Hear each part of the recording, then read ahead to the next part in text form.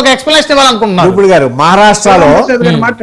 మహారాష్ట్రలో ఉన్న BJP government, అలాగే కర్ణాటకలో ఉన్న కాంగ్రెస్ గవర్నమెంట్, యూపీలో ఉన్న కూటమి ఏది బీజేపీ కూటమి గవర్నమెంట్ అన్ని కూడా పీపీపీ విధానంలో ఇవాళ మెడికల్ కాలేజీలు చేస్తున్నారు. అన్ని కూడా ఇదే విధానాలు ఇదే విధంగా ఉంటాయా? అన్నిట్లోనూ ఇదే దోపిడీ అంటారా మీరు? అన్నిట్లో 100% సీట్లు అమ్ముకుంటారంటారా? 50% అనేది కన్వీనర్ కోటా లేదంటారా? మేనేజ్మెంట్ కోటా ఉంటుంది కదా. 50% కన్వీనర్ కోటా అంటే ప్రభుత్వం కోటా, అది ఇచ్చి తీరాలి కదా.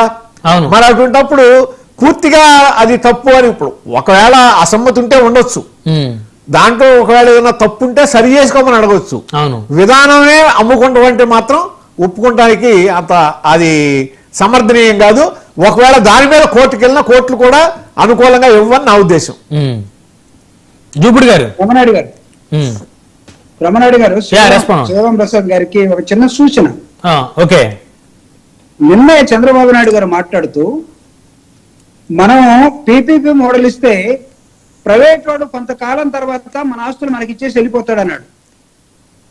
ఆ 33 సంవత్సరాలు లీజ్ అయిపోయిన తర్వాత ఆ పెట్టుబడి పెట్టినటువంటి మెడికల్ కాలేజీ నిర్వాహకులు ఎవరైతే ఉన్నారో ప్రైవేట్ వాళ్ళకి ఏ అధికారం ఉండదు కదా. దానికి ఎగ్జాంపులే జేగురుపాడు విద్యుత్ ప్రాజెక్ట్. ఓకే, 33 సంవత్సరాల తర్వాత వదిలేశారు. గవర్నమెంట్ హ్యాండ్ ఓవర్ అయింది. అది ఆ సిస్టమ్ అదే. అక్కడ ఇక్కడ ఏమంటున్నారు, ప్రభుత్వం మెడికల్ కాలేజ్ అనే ఉంటుంది. దాని మీద డెఫినెట్ గా మేనేజ్మెంట్, ఓనర్షిప్ రైట్స్ ప్రభుత్వం దగ్గరే ఉంటాయి. వాటి మీద పోరాడమనండి. ఒకవేళ అక్కడ ఏదన్నా మీకు అనుమానం ఉంటే ప్రభుత్వం రైట్స్ మీరు ఉంచుకోండి, ప్రభుత్వం ఉండాలి. ఇవాళ మీద ఉంటుంది, రేపు మీరు ఉంటారో ఉండరో, ఈ గవర్నమెంట్ ప్రభుత్వానికి రైట్స్ ఉండాలి అనే దాని మీద పోరాటం చేయండి, తప్పులేదు దాంట్లో. అంతేగాని పీపీపీ విధానమే తప్పంటే అది అంత సమర్థనీయం కాదు. ఎందుకంటే ఇప్పుడు దాంట్లో కొన్ని మంచి కనబడుతున్నాయి. ఇవాళ ప్రపంచమే హైబ్రిడ్ మోడల్లో వెళ్తుంది. ప్రపంచంలో ప్రతిదీ కూడా పబ్లిక్ ప్రైవేట్ పార్ట్నర్షిప్ లోనే చాలా వరకు వెళ్తున్నాయి. అవే సక్సెస్ఫుల్ గా రన్ అవుతున్నాయి కూడా. కాబట్టి ఇప్పుడు వైద్యం అనేది ఇప్పుడు మీరు అన్నదాని ప్రకారం ఒక్కో మెడికల్ కాలేజీ 625 బెడెడ్ హాస్పిటల్ ఏర్పాటు చేయాలి, అంతే కదా. 150 under graduate seats, 24 post graduate seats ఏర్పాటు చేయాలి. ఈ మొత్తం మీరు ఏదైతే 625 బెడెడ్ హాస్పిటల్స్ 70% మీరు పేదలకు ఇవ్వాల్సిందే. అది కంపల్సరీ కదా. ఇవాళ ఈవెన్ ప్రైవేట్ కాలేజీలు కూడా ఫ్రీగానే చేస్తున్నాయి చాలా చోట్ల. ఎందుకంటే వాళ్ళకి పేషెంట్స్ చూపించాలి వాళ్ళు. రెండోది ఇంకోటి అన్నిటికన్నా ముఖ్యమైనది, ఇప్పుడు జూపిడి గారు కూడా ఊరికే నేను అంటే మీ విధానం మార్చుకోమంటలేదు, కానీ ఇక్కడ ఒకటి అంటున్నాను. ఇప్పుడు గతంలో రాజశేఖర రెడ్డి గారు, ఇప్పుడు ఎన్టీఆర్ అంటే ₹2 కిలో బియ్యం, అలాగే ఇందిరాగాంధీ గారు అంటే గరీబీ హఠావో, అలాగే రాజశేఖర రెడ్డి గారు అంటే ఆరోగ్యశ్రీ, ఇవి గుర్తొస్తాయి. ఆ రోజున మీరు కూడా క్లెయిమ్ చేస్తుంది ఏంటి, రాజశేఖర రెడ్డి గారు ఆరోగ్యశ్రీ విధానం ద్వారా పేదలకి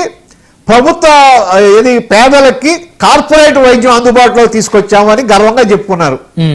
అది మిగిలిన ప్రభుత్వాలు కూడా, ఆయన తర్వాత వచ్చిన ప్రభుత్వాలు కూడా అదే విధానాన్ని అమలు చేసినాయి. అందరూ కూడా ఒక పేరు మార్చితే ఇప్పుడు టీడీపీ వస్తే ఎన్టీఆర్ ఆరోగ్య రక్ష, అలాగే జగన్మోహన్ ఆరోగ్యశ్రీ ఇంకో పేరు, అట్లా వైఎస్ఆర్ ఆరోగ్యశ్రీ ఇట్లాగా అమలు చేశారు. ఈ విధానం ఉన్నప్పుడు ఇవాళ యూనివర్సల్ హెల్త్ స్కీమ్ కూడా అమల్లోకి తీసుకొస్తున్న తర్వాత పేదలకు అన్యాయం ఎందుకు జరుగుతుంది? కార్పొరేట్ వైద్యం అందుతుంది కదా ప్రభుత్వ కాలేజీల్లో కూడా.